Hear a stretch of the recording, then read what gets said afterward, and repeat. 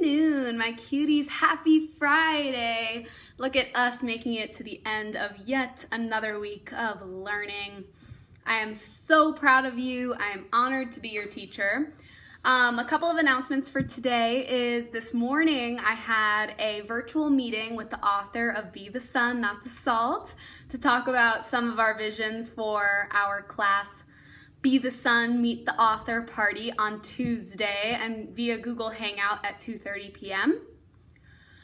Some of the things we talked about is one, we're all gonna try your best to wear yellow. If you don't have anything yellow, don't worry, just wear something that makes you feel bright and sunshiny. Two, he's gonna speak to you a bit, but he also wants to hear from you. So we were hoping that you could practice with your guardians and parents and tell him how you experienced something where you had to decide to be the sun or be the salt, and why you chose to be the sun and how it felt afterwards. This should be a really quick description because, as you guys know, we have a lot of us and we have to make time for everyone, and I want to make sure that we're all engaged. So I want you to think very much like our self-love circle, being really careful with your words and being very concise. Very concise. So for example, I would say something like, the other day my dad called to ask me if I had gotten all of my Mother's Day cards done. I didn't, and instead of getting mad at him for asking me, I realized that he's just asking to make sure that I get them done to be helpful. So I took a deep breath and thanked him. Boom, boom, boom, done, right? So try to make your share really short. Also, if you don't feel comfortable sharing, you absolutely don't have to. Just please try to let me know that you don't want to share ahead of time if you remember. And I'll put this all in the email as well. Today, I'm going to read you my constructed response. I absolutely loved the story for this week. What was it called again? Buck. Swimming like Buck. Oh, so good. I wish that we could read that together in person. It was such a good story. So I'm going to share my constructed response with you. Then we're going to do our spelling test. So if you don't already, pause the video, get your pencil and paper out to complete the spelling test, and then we're going to finish Tales of Despero. All right. So the question that you had today for your constructed response was, what effect did Buck's winning have on the other ducks? So I had to consider the ducks' perception of Buck before he was winning and how that perception had changed after he was winning. So here it goes. So compare it to yours. Obviously it doesn't have to be exactly the same, but I want you to notice how I use a huge variety of language and how I actually select two pieces of evidence to really prove my answer and hit it home. Buck's winning made the other ducks see that being different can be an advantage. On page 7, the ducks were making fun of Buck for his swimming form, saying, "You'll never swim the way we do," evidence 1. On page 10, the ducks learned that Buck's swimming style was the reason he was so successful, and he became famous for the way he swam, evidence 2. Do you see how I use both evidence from before he started winning and after to really hit home the effect that it had? This proves that being unique can be a good thing. Also, it's always a good thing. Why do you want to be like everybody else when you could be yourself? All right, spelling test time, put your name. But the shortcut date today is May 8th. Shortcut date is 5/8/20. Number 1 is question.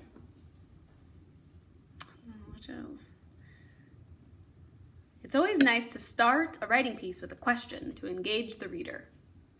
Question. Number 2, creature. You are quite a cute creature. Creature.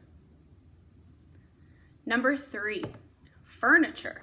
And remember, you can always pause, you can always do it twice, take it at your own pace. Miss Frost has bought a lot of furniture during this quarantine. Number 4, division. Division is when you have a total and you're dispersing it into equal groups. Division. Number 5, collision. Spelled like collision. Collision. It's beautiful when there's a collision of ideas that work together. Collision. Number 6, action. If you have a dream, take action. Action. Number 7, direction. Are you happy with the direction in which you are learning this quarantine? Direction. Number 8, culture. The culture inside a classroom is very important. Culture. Number 9, vacation. Remember that we're not quite on summer vacation. Vacation. Number 10, mansion. You don't need a mansion to be happy. Mansion. Number 11, fiction. I love that we're able to read both nonfiction and fiction books in these videos. Fiction. Number 12, feature. The author from Be the Sun, Not the Salt is going to have us in a feature. Well, if we're allowed to record. I have to ask Ms. Newby. Number 13, sculpture. You can make a beautiful sculpture out of clay. Sculpture. Number 14, vision. Create a vision of what you want your life to look like and go after it. Vision. Number 15, celebration. Even though this isn't the way that we thought the school year would look, it's still a celebration to learn together. Woohoo! All right, let me know how you did. Very curious to hear the scores. And let's get comfy cozy while we finish this book. Chapter 52, Happily Ever After. But the question you want answered, I know, is, did they live happily ever after? Yes and no. What of Roscoe? Did he live happily ever after? Well, the Princess P gave him free access to the upstairs of the castle, and he was allowed to go back and forth from the darkness of the dungeon to the light of the upstairs. But alas, he never really belonged in either place. The sad fate, I'm afraid, of those whose hearts break and mend in crooked ways. But the rat, in seeking forgiveness, did manage to shed some small light, some happiness, into another life. How? Roscoe Reader told the princess about the prisoner who had once owned a red tablecloth, and the princess saw to it that the prisoner was released. And Roscoe led the man up out of the dungeon to his daughter. Miggery so. What? Mig, as you might have guessed, did not get to be a princess, but her father, to atone for what he had done, treated her like one for the rest of his days. What? The prisoner in the dungeon was Miggery So's dad? And what of Despero? Did he live happily ever after? Well, he did not marry the princess, if that's what you mean by happily ever after. Even in a world as strange as this one, a mouse and a princess cannot marry. But reader, they can be friends. And they were. Together they had many adventures. Those adventures, however, are another story. And this story, I'm afraid, must now draw to a close. But before you leave, reader, imagine this. Imagine an adoring king and a glowing princess, a serving girl with a crown on her head, and a rat with a spoon on his, all gathered around a table in a banquet hall. In the middle of the table there sat a great kettle of soup. Sitting in the place of honor, right next to the princess, is a very small mouse with big ears.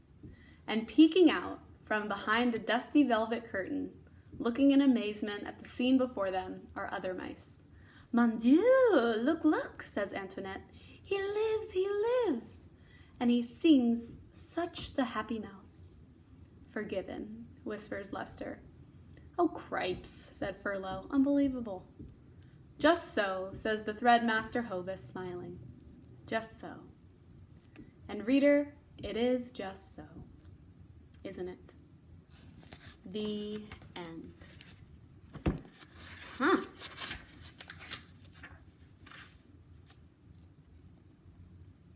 And this is at the back. Let's see what this says. It says, Coda, do you remember when Despero was in the dungeon, cupped in Gregory the jailer's hand, whispering a story in the old man's ear? I would like it very much if you thought of me as a mouse telling you a story. This story, with the whole of my heart, whispering it in your ear in order to save myself from the darkness, and to save you from the darkness too. Stories are light, Gregory the jailer told Despero. Reader, I hope you have found some light here.